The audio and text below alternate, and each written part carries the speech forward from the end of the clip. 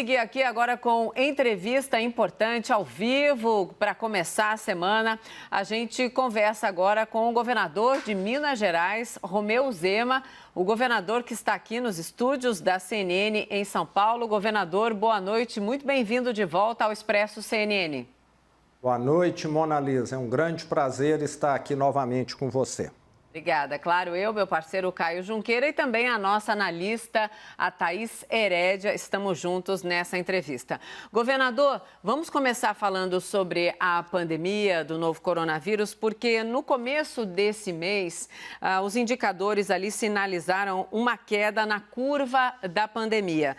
Mas o seu estado, acabei de confirmar aqui oficialmente, 195.920 casos confirmados. Casos em acompanhamento, 30.976 e mortes, 4.805. Qual a situação do estado e quais as regiões que mais preocupam o senhor? Bom, Mona Lisa, primeiro eu quero me solidarizar com todas essas famílias, não só mineiras como brasileiras, que perderam seus entes queridos. Em Minas Gerais, infelizmente, nós estamos, como você mencionou, já com um número expressivo que supera 4.800 vítimas. Mas o estado de Minas hoje é o estado, dentre todos aqueles do Brasil, que tem a menor taxa de óbitos por 100 mil ou por milhão de habitantes. Esse trabalho que o nosso governo tem feito, se tivesse sido estendido para todo o Brasil, significaria que nós teríamos poupado mais de 60 mil vidas no Brasil. E Minas Gerais está longe de ser ainda um estado que venceu a guerra, mas devido às nossas ações ágeis, logo no mês de março, nós fomos um dos primeiros estados a suspendermos as aulas, a adotarmos o isolamento e fomos também muito felizes em empurrar a curva da pandemia para frente. Inicialmente ela estava prevista para maio, nós empurramos para junho, depois para julho e muito provavelmente ela só foi atingida agora em agosto, agora que nós estamos vendo uma queda no número de óbitos e também uma queda já expressiva no número de UTIs ocupadas. E esse prazo, essa prorrogação da curva nos possibilitou agir e fortalecermos o sistema de saúde. Nós saímos de 2.000 leitos de UTIs e alguma coisa a mais para quase 4.000 leitos de UTIs nesse período. E não faltou atendimento médico a nenhum mineiro. Então, posso dizer que aquilo que estava ao alcance do Estado foi feito e Minas Gerais é o estado com a menor taxa de óbito. Mas não sabemos ainda o amanhã. A pandemia não acabou e eu sempre tenho solicitado a todos os mineiros que não relaxem. Nós ainda temos o segundo tempo para julgarmos. Governador, boa noite, governador. Minha dúvida é a seguinte, no começo da pandemia, Minas Gerais foi considerado ali um bom exemplo de combate ao novo coronavírus. Chegou a certa altura ali, mais ou menos ali no meio da pandemia, ficou como um exemplo negativo de combate ao novo coronavírus. E mais recentemente conseguiu um pouco equilibrar esses números. O que houve entre esse começo, em que era tido como um bom exemplo, e depois ali mais ou menos no meio da pandemia, em que os casos dispararam? Qual que foi ali as medidas que foram tomadas, talvez ali de forma equivocada, entre esses dois momentos, governador? Bom, Caio, como eu disse, nós tentamos desde o início tomar as melhores ações e com a maior agilidade. O Estado teve um número muito pequeno de casos até aproximadamente abril, meados de maio, e realmente houve um crescimento. Mas vale lembrar que o crescimento foi em cima de uma base muito pequena. Então, até hoje, nós não tivemos nenhuma semana em que a taxa de óbitos em Minas ultrapassou os 100 óbitos diários, o que pela nossa população de 21 milhões de habitantes é algo que dá para ver que está muito abaixo do que outros estados, do que o Brasil viveu. Nós não tivemos, hora nenhuma explosão. Nós tivemos, sim, alguns focos regionalizados, como Uberlândia, como Ipatinga, como Belo Horizonte, mas que, devido a ações dos prefeitos, que foram ágeis, nós conseguimos reverter esses quadros. De um modo geral, se nós pegarmos a curva de Minas, nós vamos ver que ela, em hora alguma, teve um crescimento que se aproxime de uma vertical. Ela sempre se manteve bem na horizontal e esse momento que foi o mais crítico foi o mês, talvez, de maio, junho, mas nada que caracterizasse uma explosão. Hora nenhuma, eu posso afirmar, chegou a faltar leitos de enfermaria ou de UTI para o povo mineiro. E hoje, a cada dia que passa, esse colchão de segurança fica maior, porque a quantidade de leitos ocupados tem decrescido sistematicamente dia após dia. Agora a pergunta da nossa analista Thaís Herédia. Governador, boa noite. Bem, eu sou analista de economia, então vou escapar um pouquinho da pandemia e quero conversar um pouco com o senhor sobre as contas de Minas Gerais. O Tesouro Nacional soltou hoje o boletim sobre a situação fiscal dos entes subnacionais, estados e municípios, e Minas Gerais ficou entre os 9 estados que estouraram o limite da Lei de Responsabilidade Fiscal para gastos com folha de pagamento, chegando a quase 70% o gasto da folha de pagamento, para o pagamento da folha de pagamento lá em Minas Gerais.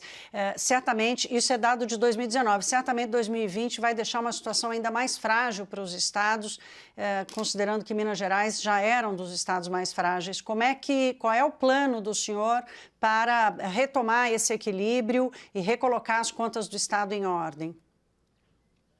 Thaís, desde o início do meu governo, que está completando 20 meses, o nosso grande foco tem sido reduzir despesas. Nós já conseguimos reduzir mais de 50 mil cargos dentro do estado de Minas. Só essa ação gera uma economia substancial. Mas nós temos de lembrar que boa parte da estrutura de pessoal do estado, das aposentadorias, não são passíveis de redução. São funcionários que têm estabilidade, são pessoas que recebem pensão, aposentadorias. E com relação a isso, nós temos hoje na Assembleia de Minas o projeto de reforma da Previdência, que nos próximos 10 anos gerará uma economia superior a 32 bilhões de reais. Essa aprovação desse projeto de lei que visa sobre a reforma da Previdência é fundamental para o Estado ter sustentabilidade financeira, inclusive para pagar a folha de pagamento e também as aposentadorias. Há 5 anos, os aposentados do Estado de Minas e os funcionários públicos recebem os seus salários sistematicamente atrasados ou parcelados. Então, esta reforma é fundamental. E junto com ela, no próximo ano, nós estaremos também encaminhando a reforma administrativa, que visa complementar essa reforma da Previdência. O Estado não será viável sem essas duas reformas. Lembrando que o governo federal e a maioria dos estados já fizeram a reforma da Previdência e nós, mineiros, ainda estamos um tanto quanto atrasados.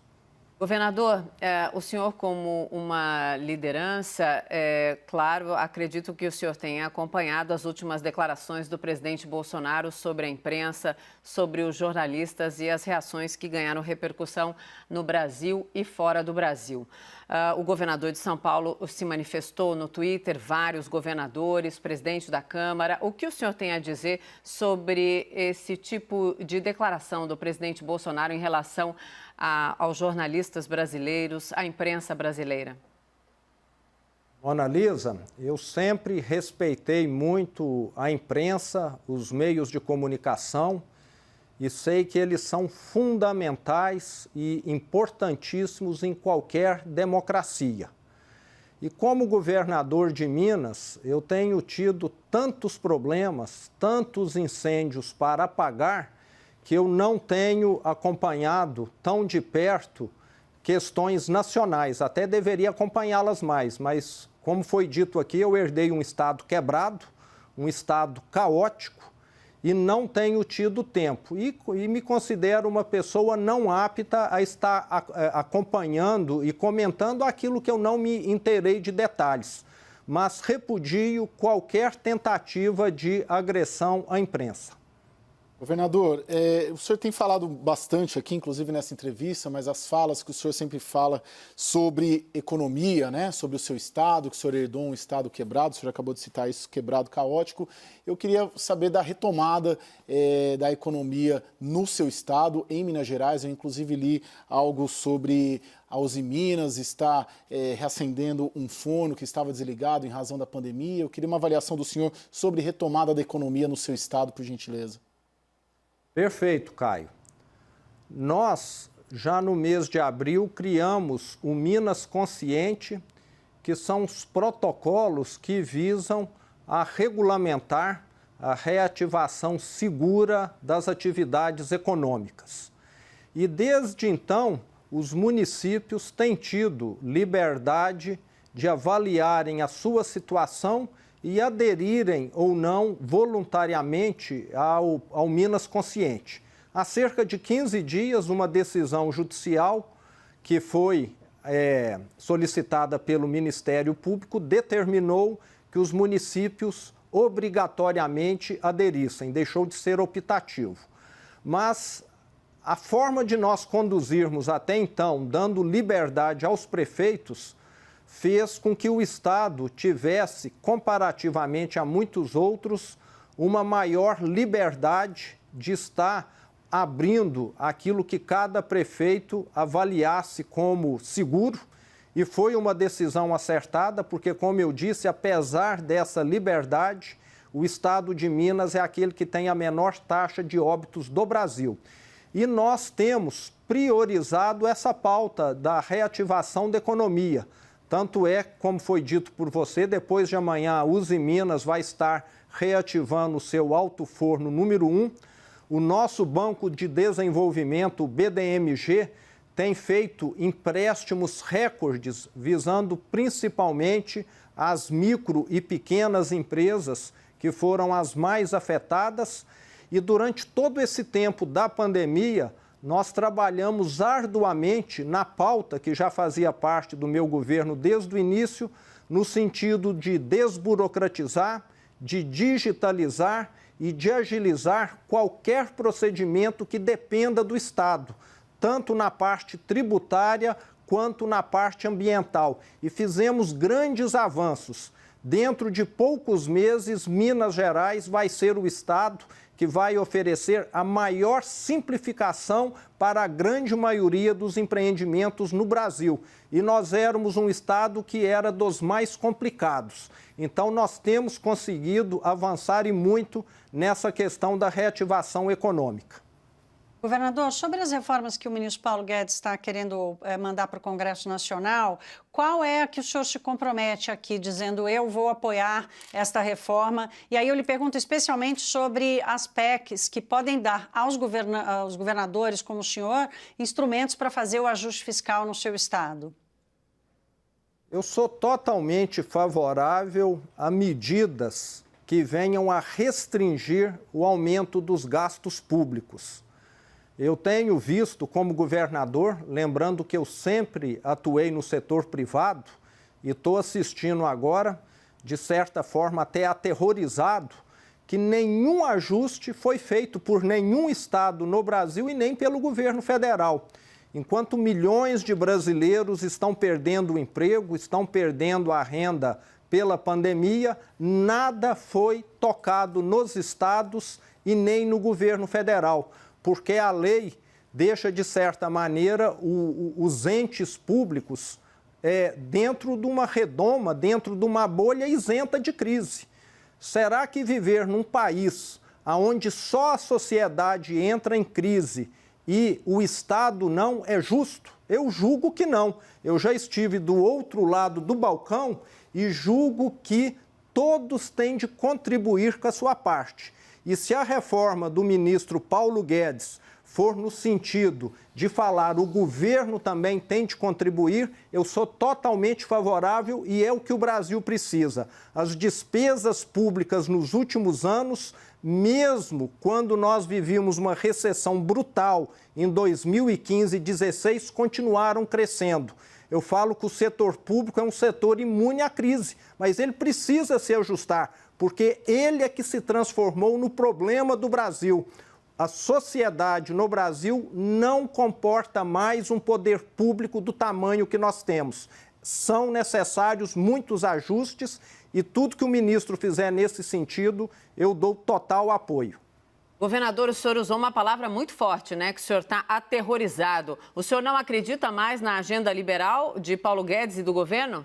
Não, acredito. Eu sou aterrorizado. Não acredita ou acredita? Acredito muito. Eu sou, Mona Lisa, um grande otimista. Se eu não fosse... Eu sei. Eu estou perguntando se o senhor acredita se eles vão tocar de verdade tudo que foi prometido lá atrás. Acredito. Eu sou um grande otimista. Se eu não fosse, eu não estaria aqui como governador de Minas. O que me faz ser esse guerreiro sem estar precisando é exatamente porque eu acredito nessa pauta, tenho me encontrado eventualmente com o ministro Paulo Guedes e apoio totalmente e acredito. Tenho visto que muitas vezes as coisas não caminham na velocidade adequada porque o legislativo tem o seu modo de operar, tem a sua velocidade e não adianta o ministro encaminhar algo para a Câmara e aquilo ficar lá meses parado. Então, faz parte da dinâmica política essa questão da velocidade variar muito e nem sempre ser na velocidade que a sociedade gostaria que fosse. Tá certo, governador Romeu Zema, muito obrigada por mais uma vez estar aqui conosco no Expresso, por essa conversa. Até uma próxima, governador. Até uma próxima, Mona Lisa. Boa noite a você, ao Caio e a todos que estiveram conosco. Um abraço.